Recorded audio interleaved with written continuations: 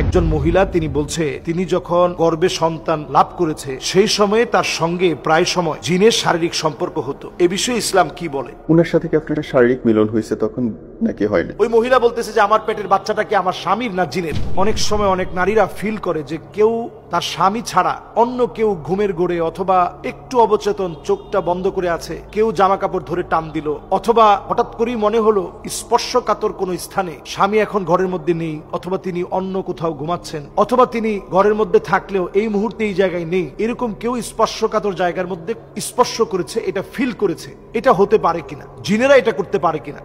হ্যাঁ, এক্ষেত্রে এটা 100% সত্য, জিনেরা এটা করতে পারে। এবং জিনদের মধ্যে যারা দুষ্ট প্রকৃতির তারা মহিলাদেরকে খুব খেয়াল রাখে যে মহিলারা যখন চুল ছেড়ে ঘুমায়, এটা খুব ভালোভাবে আমাদের খেয়াল করা উচিত। একেবারে আপনি যখন চুলগুলো ছেড়ে ঘুমাচ্ছেন, মাছের হাড় কাটা অথবা মুরগির হাড় এগুলা সব আপনি ফেলে দিলেন পানির মধ্যে ফেলে দেওয়ার পর আপনি এবার যখন জিনের খাবারের মধ্যে আপনি পানি ঢেলে দিলেন, সে যখন খেতে পারলো না, পকারান্তরে সে আপনার ক্ষতি করার চেষ্টা করবে। খুব স্বাভাবিকভাবেই জিন আপনার ক্ষতি করবে। এই যখন ক্ষতি করার চেষ্টা করবে, ধরেন অনেক সময় স্বামী কাজটা করেছে, পানি ঢেলে দিয়েছে, জিনের কাছে খুব খারাপ লাগলো, বিরক্ত লাগলো যে আমার খাবারটা নষ্ট করলো। স্বামী আবার ওই দিন সুন্দরভাবে ফজরের নামাজের পরে সূরা ইখলাস পড়েছে, ফালাক পড়েছে, নাস পড়েছে, এরকম 3 বার পরে শরীরটাকে বন্ধ করে নিয়েছে। কিন্তু স্ত্রী তিনি এখন হায়েজা অবস্থায় আছে, অসুস্থ অবস্থায় আছে, তিনি কিছুই পড়তে পারে নাই। চুলগুলো একেবারে খোলা মেলা রেখে সতরটা অনেকটা বের করা, কারণ মহিলাদের ঘরের ভিতরে তো স্বামীর সামনে অনেক ধরনের পোশাক পরা যায়, কিন্তু আপনি এই জাতীয় পোশাক পরে রাখলেন।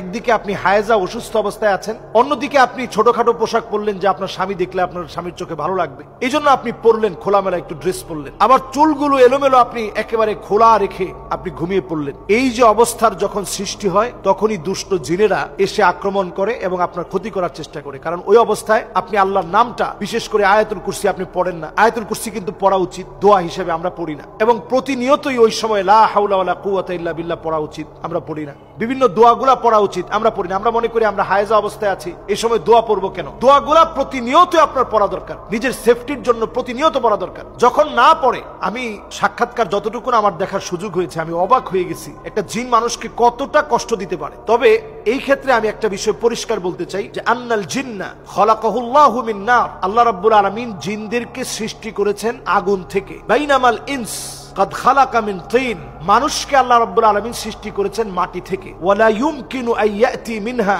এটা কোনোভাবেই সম্ভব না, আইয়াতি মিনহুমা খালকান তাজতামিউ ফীহি সিফাতুল ইনস ওয়াল জিন, এরকম কোন সন্তান জন্ম নিবে না যার মধ্যে মানুষ এবং জিনের উভয়ের কিছু বৈশিষ্ট্য ঢুকে গেছে, এরকম কোন বাচ্চা জন্ম নিবে না। এজন্য আমি ওই বোনকেও জানাতে চাই, যিনি এই এপিসোডটা ছেড়েছেন, তাকেও জানাতে চাই এবং দর্শকদেরকেও এটা শুনিয়ে দিতে চাই যে আপনার গর্ভে যে বাচ্চা, ওই মহিলা বলতেছে যে আমার পেটের বাচ্চাটা কি আমার স্বামীর না জিনের। জিনের পক্ষ থেকে বাচ্চা হওয়া এটা একেবারে অসম্ভব। কারণ আল্লাহ রাব্বুল আলামিন আমাদেরকে সৃষ্টি করেছেন মাটি থেকে, জিনদেরকে সৃষ্টি করেছেন আল্লাহ রাব্বুল আলামিন আগুন থেকে। দুয়ের মধ্যে অনেক সময় স্পর্শ হতে পারে, সে আপনার স্পর্শকাতর জায়গার মধ্যে ক্ষতি করার জন্য, নানাভাবে আপনাকে ডিস্টার্ব করার জন্য, ব্যথিত করার জন্য হাত দিতে পারে, স্পর্শ করতে পারে। এতে করে আপনি ঘুমের মধ্য থেকে যখন জাগ্রত হলেন, স্বাভাবিকভাবে কিছু দৃশ্য আপনার কাছে এমন মনে হতে পারে যে কিছু একটা হয়েছে, অথবা সে অন্য কোনোভাবে তার নিজস্ব মধ্য দিয়ে নিজের যৌন চাহিদা চরিতার্থ করতে পারে ভিন্নভাবে। আপনি ঘুম থেকে উঠে দেখলেন আপনার চারপাশে কিছু আলামত, কিছু দৃশ্য দেখে আপনি মনে করলেন যে মনে হয় আমার সাথে শারীরিক একটা সম্পর্ক হয়েছে। আসলে কোনো শারীরিক সম্পর্ক জিন এবং মানুষের ভিতরে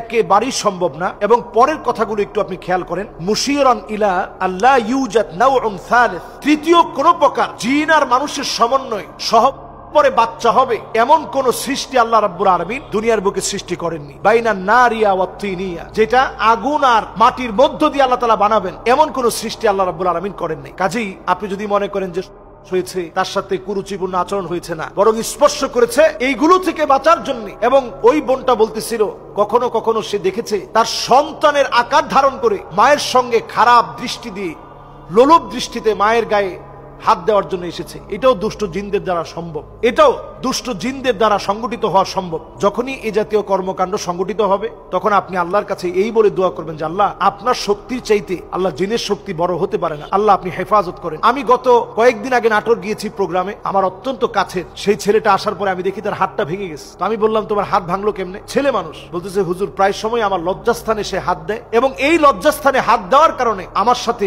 জাগ্রত অবস্থায় আমার সাথে বেশ দস্তাদস্তি হয়। দস্তাদস্তির এক পর্যায়ে আমার এই হাতটা ভেঙে যায়। তো আমি বললাম যে জাগ্রত অবস্থায় না ঘুমন্ত অবস্থায়? বলতেছি হুজুর আমার কাছে মনে হচ্ছিল জাগ্রত অবস্থায়, আবার আমি সেই সময় ঘুমায়ও ছিলাম, ঘুমের মধ্যে একটু অবচেতন হয়েছি, এমন একটা সময় এই ঘটনা ঘটেছে। এরপরে তার হাত ভেঙেছে, আমি আমার নিজের চোখে দেখছি, একেবারে ব্যান্ডেজ করা, এবং দৃশ্যগুলো আমাকে দেখিয়েছে। তো এই জাতীয় কর্মকাণ্ড হতে পারে, তারা অনেক সময় বিভিন্ন আকার আকৃতিতে মানুষকে ভয় দেখাতে পারে। এজন্য আমরা যখন ঘরে প্রবেশ করব আমরা সালাম দিয়ে প্রবেশ করব।